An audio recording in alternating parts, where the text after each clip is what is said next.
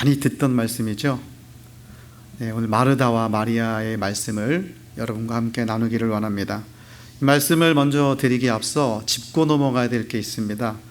마르다는 오늘 말씀에 보면 약간 그 예수님에 대해서 원망의 말을 던지고 있습니다. 그렇죠?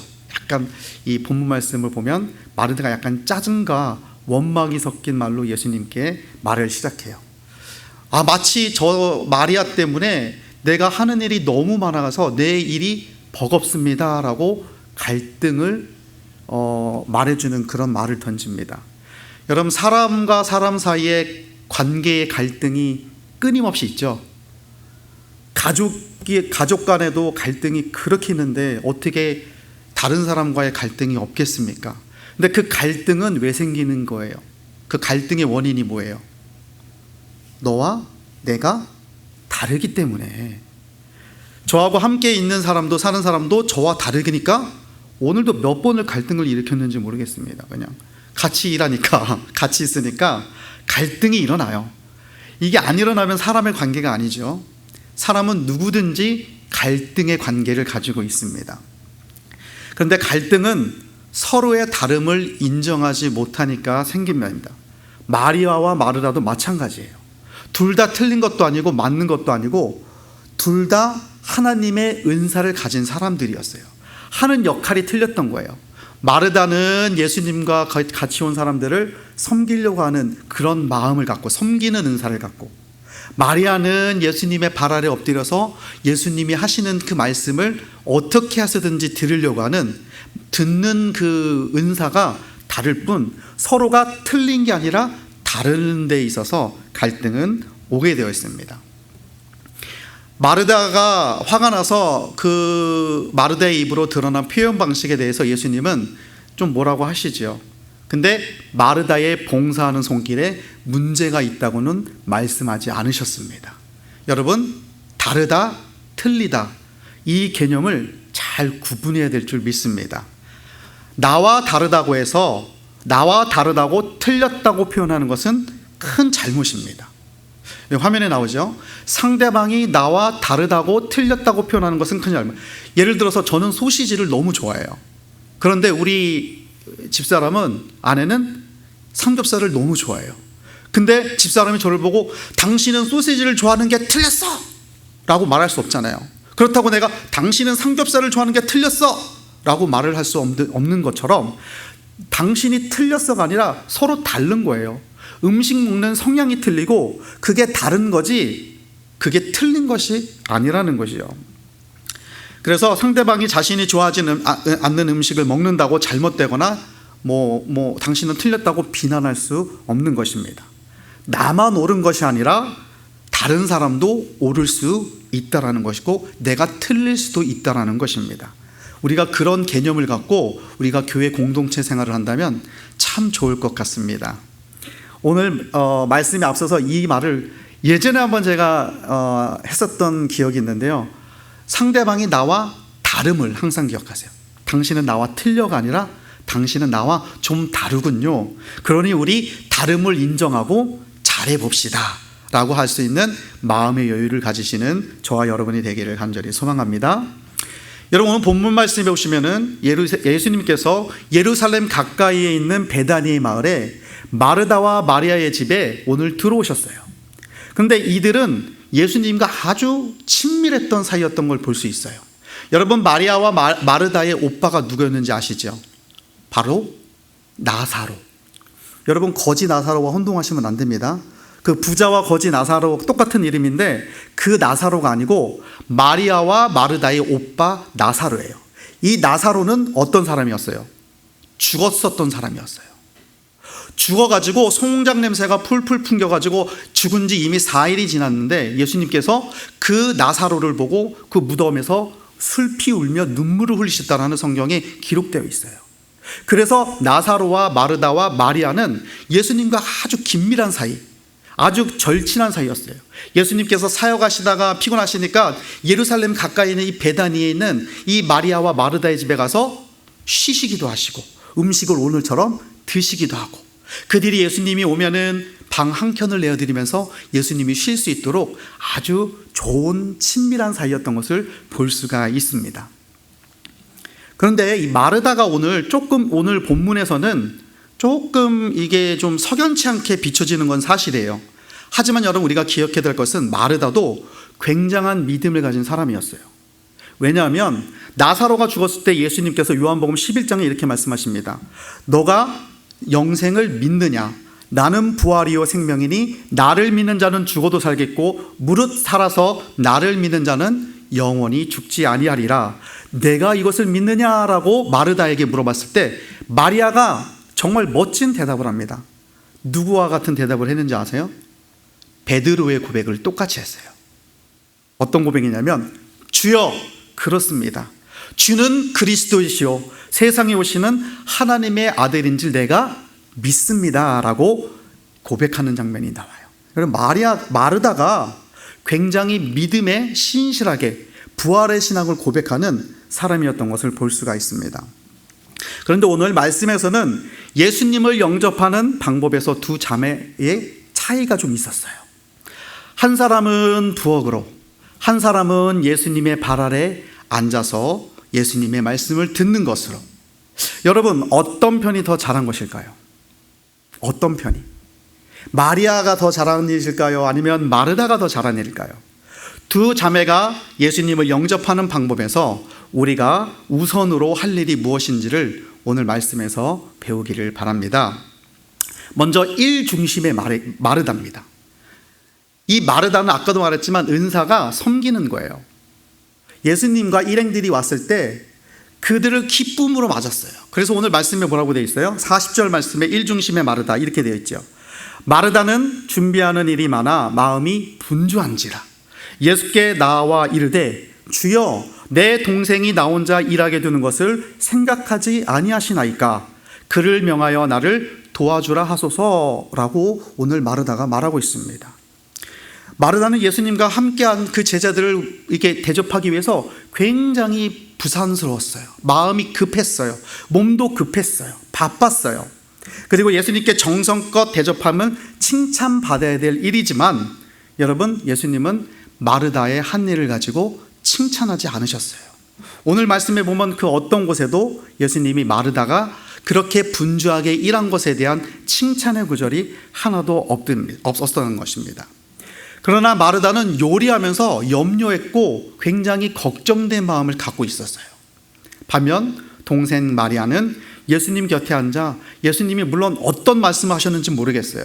설교를 하셨는지 무슨 어떤 격언을 하셨는지 일상의 담소를 나누는지 예수님께서 어떤 말씀을 하셨는지 모르겠지만 예수님의 발차 아래 엎드려서 예수님이 무슨 말씀을 하시나 하고 예수님의 그 입술을 이렇게 바라보고 있었던 거예요. 그런 마리아를 보면서 언니 마르다는 어떤 마음이 들었겠어요? 짜증이 좀 났죠. 솔직히 그렇잖아요, 여러분. 우리 집에 손님이 누군가 왔는데 나는 열심히 그거를 하려고 준비하고 있는데 저기 있는 한 사람은 놀고 있어. 그럼 어떤 마음이 들어요? 화가 좀 나잖아요. 신경질이라고 짜증이 나지 않습니까? 나는 이렇게 손님들 대접하려고 열심히 그냥 분주하게 마음하는데 저 사람 아무것도 안 하고 있네? TV만 보고 있네? 화가 나는 마음이, 짜증나는 마음이 있었을 것입니다. 그런 동생 마리아도 얄밉지만 그런 마리아에게 아무 말씀도 안 하시고 그렇게 마리아와 도란도란 얘기를 나눈 예수님에 대해서도 마르다는 야속한 마음도 들었을 것입니다. 그래서 예수님께 섭섭한 마음을 가지고 말한 것이 바로 오늘 이것입니다. 근데 여기에는 바로 포인트가 있는데 바로 이것입니다. 마르다는 예수님 말씀의 가치를 봉사보다 낮은 것으로 여겼다는 것이에요. 그리고 예수님을 대접하는 일도 중요하지만 말씀 듣는 일을 앞서지 못한다는 것입니다. 오늘 이 마르다의 키포인트는 바로 요점은 여기 있습니다. 예수님은 자신을 위해 식사를 준비하는 그 분주한 마르다를 향해서 질책도 하지 않으셨지만 칭찬도 하지 않으셨습니다. 우리가 이제 매주일마다 이 코로나 이후에 이번 연도서부터 이제 점심의 룰이 바뀌었잖아요. 예전에는 격주로 이렇게 점심을 준비하다가 이제는 매주일마다 또 예전처럼 이렇게 점심을 준비하는 일로 바뀌었습니다. 그런데 이 점심을 준비하는 게 보니까 만만치가 않은 것 같아요. 그런데 여러분, 이 점심을 준비하는 자세에서 영국 청교도들에게 좋은 모습이 있었습니다. 그 영국에서 탈출한 그 메이플라워를 타고 탈출한 청교도인들이 미국에 와서 열심히 낮에는 주간에는 일을 하고 토요일이 되면은 주일 예배를 위해서 토요일 날 미리 주일 점심을 해놨다라는 것입니다.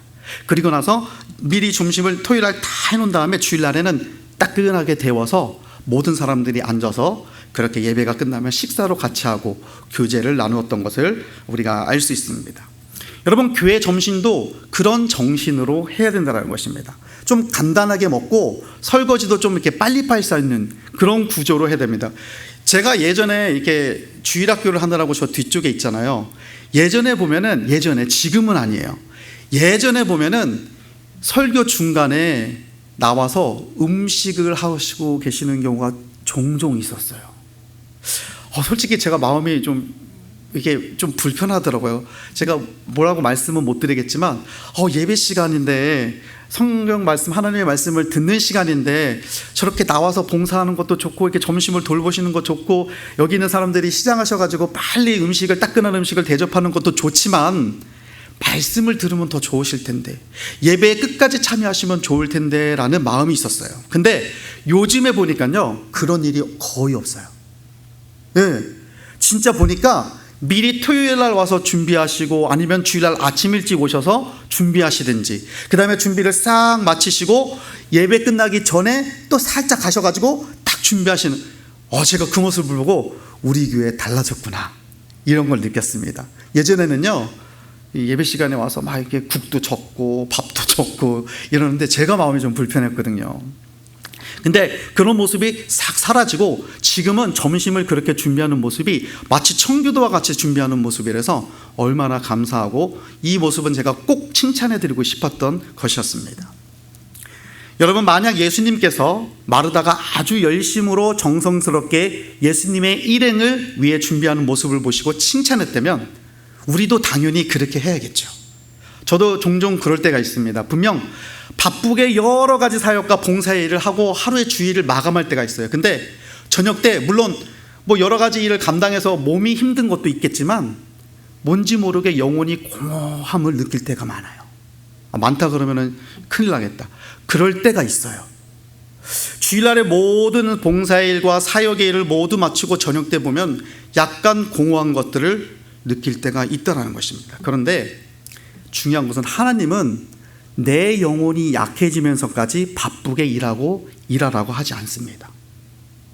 그 바쁜 것으로 인해서 내가 하나님과 친밀하지 못하고 하나님의 말씀을 경홀히 여기고 내가 그 일로 인해서 하나님의 뜻을 알지 못한 채 몸만 와서 바쁘게 일하는 이런 모습은 하나님이 원하지 않는다라는 것이에요. 여러분은 어떤 것으로 날마다 바쁘게 살고 계십니까? 여러분, 예수님께서는요, 아침부터 저녁까지 가르치시고 병자들을 고쳐주시고 귀신을 쫓아내고 아주 바쁘고 힘든 사역을 하신 후에 어땠었어요? 한적한 곳에 가서 예수님도 기도하는 시간을 가지셨습니다.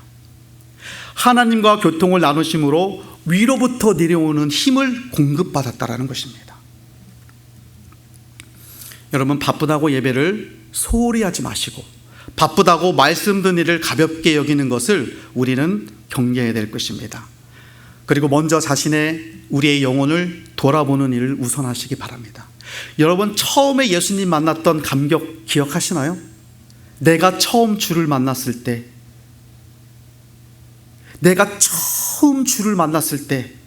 여러분 어떤 느낌이 들으셨어요?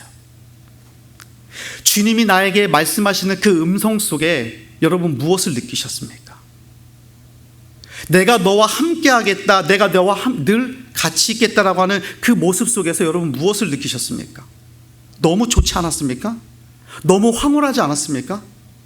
그 예수님이 너와 함께 하시겠다, 주님과의 관계가 친밀할 때 여러분 그 마음 속에 가득 채워지는 그 기쁨, 그 능력들, 그 소망들이 여러분 기억나지 않으십니까? 여러분, 삶에서나 교회에서나 해야 할 일, 봉사, 사역보다 하나님의 말씀을 듣고 은혜 받음을 우선하시기 바랍니다. 여러분, 두 번째로는 말씀 중심의 마리아예요. 여러분, 동생 마리아는 마르다와 달리 예수님 그 앞에 앉아서 듣는 일에 전념하기 시작했어요. 마르다는 마리아의 태도가 못마땅했죠. 예수님은 마리아를 향해 그런데 이렇게 말씀하셨어요. 마리아는 이 좋은 편을 택하였으니 빼앗기지 아니하리라. 예수님께서는 오늘 분명히 마리아의 이 태도에 대해서 말씀하시는데, 마리아가 좋은 편을 선택했다 그랬어요. 예수님 발치에 앉아서 예수님과 함께 친밀하게 있는 그 모습을 보고 예수님은 이 모습을 보고 빼앗기지 않는다고 말씀하셨던 겁니다. 여러분, 예수님을 위한 식사 준비하는 것 중요합니다. 여러분, 교회를 위해서 열심히 봉사하는 것도 귀합니다. 그러나 일보다 봉사보다 사역보다 말씀의 은혜를 받음이 먼저임을 믿으시기 바랍니다. 마리아는 주님 앞에 앉아 가르침을 듣고 배우는 것을 예수님께 밥해드리는 것보다 더 우선으로 여겼던 것입니다. 여러분, 예수님을 대접하는 게 소중하지 않아서가 아니라 예수님께서 어떤 마음이 나올까? 예수님께서 과연 생명의 어떤 말씀을 나에게 해주실까?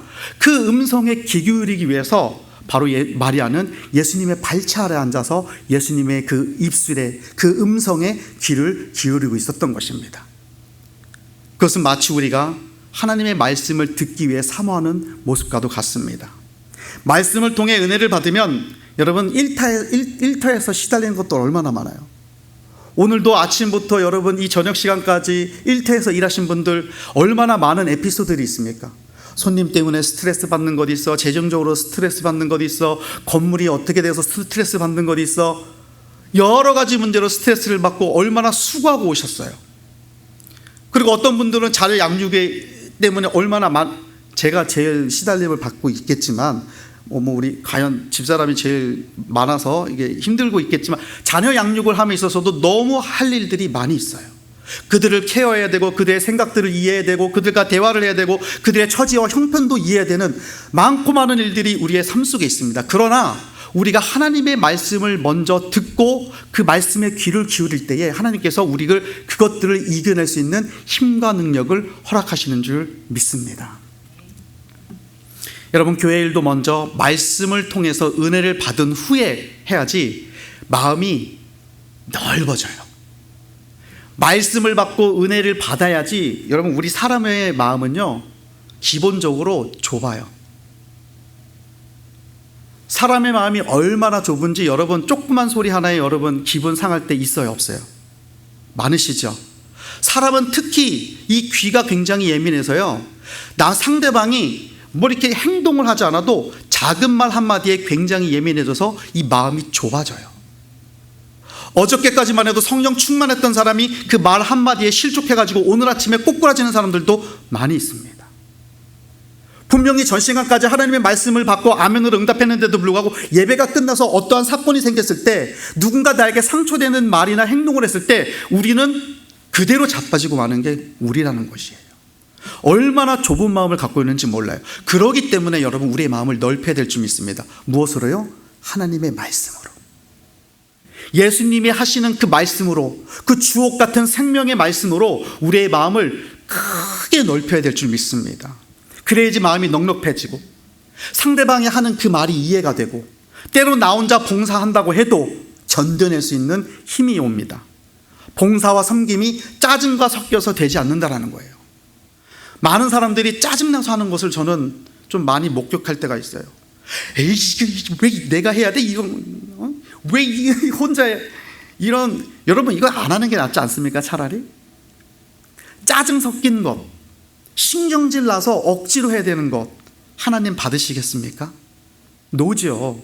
우리 사람도 그렇잖아요. 예를 들어서 제가 우리 아이들에게 그 가든 청소를 가끔마다 시켜요. 자, 이제 어느 한 날 노는 날 딱 해서 내 놈 다 모여. 그리고 저기 프라이즈 상금까지 제가 겁니다. 자, 여기 1시간 동안 낙엽 싹 줍고 잡초 뽑는 녀석들에게는 내가 아빠가 1시간 동안 하면은 10불씩 주겠다. 요즘 애들이 10불에 잘 안 먹히더라고요. 아주 코스숨 쳐요. 10불 하니까 안 하고 말아요. 이래요. 아, 그래? 그러면 15불 주겠다. 그래가지고 시켜요. 근데 시키는데 야, 이 네 놈 중에 네 놈이 다 똑같지가 않아요. 여기서 나온 놈들인데 어떤 녀석은 진짜 주구장창 고지고대로 아빠 말씀 듣고 열심히 땀 찔찔 흘리면서 주워 담아요. 근데 어떤 녀석은 뺀질뺀질 눈치 보면서 몇 개 쓸어 담고 보는 척하고 하면서 이렇게 하는 녀석이 있어요. 그리고 나서 나중에 뻔뻔하게 했으니까 주세요, 이러는 애가 있어요. 여러분, 근데 어떤 부모 입장에서 어떤 녀석이 좋아요?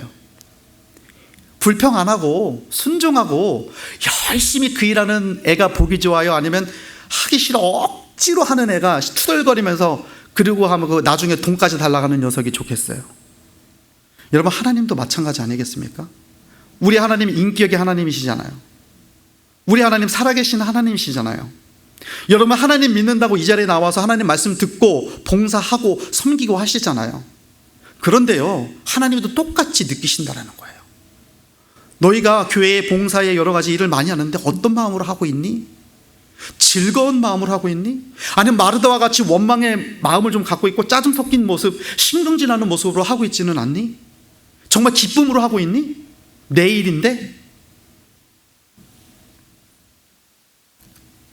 여러분, 중요한 것은 말씀으로, 은혜의 심령으로 바뀌어져야 된다는 것입니다. 그럴 때에 교회의 봉사의 일을 해도, 섬김의 일을 해도 우리가 기쁨으로 할 수 있다는 것입니다. 여러분, 우리 마음밭, 제가 지난주 우리 주일학교에서 설교했던 내용이 있습니다. 여러분 잘 아시죠? 예수님께서 4가지의 마음밭에 대해서 설명하셨어요. 첫 번째 마음밭은 어떤 밭이에요? 길가에 떨어진 밭, 그죠? 길가에 떨어진 밭은 이미 초장부터 그 사람의 싹수를 볼 수 있대요. 뭐냐면 말씀을 들을 때, 찬양을 할 때 빳빳하게 당신이나 해보시오, 이런 자세 있잖아요. 그럼 씨앗이 씨앗, 우리 그런 표현 하잖아요. 씨도 안 먹힌다 그러잖아요, 그죠? 씨알도 안 먹히게 길가에 떨어진 밭이에요. 왜냐면 딱딱하니 마음이 굳어진 사람들, 거기에 씨앗이 싹도 뿌려도 못 내리고, 그 씨앗은 누가 와서 먹는다 그래요? 새가 와서 쪼아 먹는데, 사단이 와서 금방 낼름 쪼아 먹고 만다라는 거예요. 여러분, 두 번째 마음밭이 있습니다. 어떤 밭이에요? 돌짝밭. 돌멩이가 있는 그 밭에 씨앗들이 뿌려졌는데 다행히요, 뿌리는 나요. 싹이 났는데 여러분 금방 말라 죽어요. 이 말은 뭐예요? 하나님의 말씀을 듣기는 들었어. 이제 이 마음속에서 싹을 피워서 행동하려고 하는데 어때요? 뿌리가 깊지 않아. 세상 것에 마음을 다 뺏겨버려. 그러니까 어때요? 태양이 쨍쨍, 세상이 쨍쨍 빛나니까 금방 그 싹이 말라서 죽어버린다는 거예요. 세 번째 마음밭이 있습니다. 어떤 밭이에요? 가시덤불. 가시가 뾰족뾰족 튀어나오는 가시덤불에 떨어진 씨앗들이 있습니다. 이 씨앗은 어떤 씨앗이에요? 다행히 가시덤불이 있으니까 거기에는 땅도 있을 거 아니에요? 씨앗들이 뿌려져서 뿌리를 잠깐 내리고 싹이 났어요. 말씀을 듣고 이제 하나님의 말씀대로 순종해야지, 싹이 났어요. 근데 가시들이 어때요? 찌르기 시작해요. 세상의 염려와 걱정과 금신과 유혹거리들이 가득하는데 이것들을 못 견디고 어때요? 스트레스 받아서 죽어버리는 거예요. 그 말씀이 사르륵 하고 죽어버린다는 거예요. 마지막으로 네 번째 마음밭이 있습니다. 어떤 밭이었어요? 좋은 밭, 옥토밭이래요. 옥토밭에 떨어진 씨앗들 어땠어요? 뭐 볼 게 있겠어요? 물 주지요, 햇빛 잘 받지요, 뿌리 깊숙이, 말씀이 그 사람 심령 속에 깊숙이 내리니까 어때요? 30배, 60배, 100배의 놀라운 열매를 맺게 되는 줄 믿습니다. 여러분, 하나님의 말씀이 우리 마음밭에, 좋은 밭에 떨어지면은요, 우리가 열매를 맺게 되는데, 바로 갈라디아 5장 22절 23절에는 성령의 열매를 맺게 된다고 말씀하고 있어요. 어떤 말씀이에요? 성령의 9가지 열매, 이렇게 말씀하겠죠. 오직 성령의 열매는 사랑과 희락과 화평과 오래 참음과 자비와 양성과 충성과 온유와 절제니 이 같은 것을 금지할 법이 없느니라. 그런데 여러분, 중요한 것은 바로 그 다음 24절에 나오는 말씀도 굉장히 중요합니다. 바로 이렇게 되어 있습니다. 그리스도 예수의 사람들, 여러분 이거 중요합니다. 그리스도 예수의 사람들이에요. 세상에 있는 사람들, 교회만 나오는 사람들, 그게 아니라 그리스도의 사람들은 육체와 함께 그 정욕과 탐심을 어디에 못 박았다 그랬어요? 십자가에 못 박았어요. 우리는 십자가 앞에 우리의 모든 것들을 죽였다고 고백하는데요, 우리의 자아는 전혀 죽지 않아요. 오늘 말씀에 보면 성령의 9가지 열매를 맺는 사람들은 예수의 사람들인데 육체와 함께 그 모든 정욕과 탐심을 십자가에 못 박아 죽였다는데, 우리는 죽은 듯한 보이지만 죽지 않고 있어요. 여전히 우리의 육이 너무나 살아있어요. 저는 저를 봐도 그래요. 죽은 것 같이 하는데 죽은 것 같은 거예요. 진짜 죽지 않았어요. 십자가 앞에서 나를 죽었다고 나는 생각하고 살았는데 죽지 않으니까 어때요? 내가 불쑥불쑥 나와요. 내 고집이 나오고 내 욕심이 나오고 내 의가 드러나고. 그런데 중요한 것은 성령의 열매를 맺는 사람들은 십자가의 모든 것들을 죽여야지만이 성령의 아름다운 열매가 그 좋은 밭에서 맺혀지는 역사가 일어날 줄 믿습니다. 오늘 예수님은 마리아를 그래서 칭찬했어요. 그리고 나서 하는 말씀이 몇 가지만 하든지 혹은 한 가지만 하이라도 족하니라 라고 했어요. 이 말씀의 뜻은 마르다처럼 여러 가지로 바쁘고 마음이 분주해서 짜증나고 신경질나는 모습으로 봉사하고 사역하기보다는 생명의 말씀을 듣는 것이 귀하다라는 거예요. 여러분, 절대로 예수님이 봉사하는 일, 섬기는 일, 이 일들을 낮게 평가하거나 폄하하는 것이 아닙니다. 봉사하다가 생명되는 말씀을 놓치지 말고 생명의 말씀을 먼저 붙잡으라는 말씀입니다. 그래서 여러분, 봉사란 바로 이것입니다. 봉사란 생명의 말씀을 통해 하나님께서 내게 행하신 은혜와 복을 깨닫고 그에 대한 반응, 곧 감사하는 마음으로 하는 것입니다. 여러분, 봉사와 사역은요, 하나님께서 나를 구원하신 그 반응이 있는데, 그 반응이 뭐예요? 감사하는 마음을 갖고 해야 돼요. 기쁜 마음으로 해야 된다는 거예요. 짜증나는 마르다처럼 아유, 왜 원망스럽고 짜증나고 왜 나만 해야 돼, 나만 분주하게, 나만 바빠야 돼, 제 마리아는 하는 게 뭐가 있어요, 이럴 거면 하지 말아야지, 이런 마음이 아니라는 거죠. 이왕 할 거면 기쁜 마음으로, 내가 하나님의 은혜에 따라 구원을 받았으니 이왕 하는 거 기쁨으로, 감사함으로 해야 된다는 것을 알려주고 있습니다. 그렇기 때문에 여러분, 말씀의 은혜를 받으면 봉사의 능력이 달라져요. 봉사하는 자세가 틀려지고요, 봉사하는 시선이 틀려지는 겁니다. 그래서 자발적으로도 하고 그 일을 해도 티를 내지 않아요. 어떤 사람은 어떤 조그만 요만한 일을 해놓고 엄청 티내요. 내가 이거 했습니다. 이미 상급을 받았다 그랬습니다. 하나님께서는 왼손이 하는 일을 오른손이 하는 일을 왼손이 모르게 하라 그러죠. 하나님은 은밀히 하시는 하나님이라는 걸 좋아해요. 하나님은 티내는 걸 좋아하시는 게 아니라 은밀하게 하시는 그것들을 보시고 그 은밀한 중에 하시는 모든 것들을 어떻게 하신다는 거예요? 갚으신다 그랬어요. 이미 다 드러내놓고 내가 한 것들 자랑스럽게 내놨으면 이미 그것은 모든 사람들이 알려졌기 때문에 상급이 없다라는 거예요. 여러분, 상급 받기 위해서라도 감사하는 마음을 가지고 기쁨으로 은밀한 중에 티내지 않고 봉사하는 저와 여러분이 되기를 간절히 소망합니다. 그래서 여러분, 일보다 먼저 생명의 말씀을 우선하여 듣고 깨달아야 할 줄 믿습니다.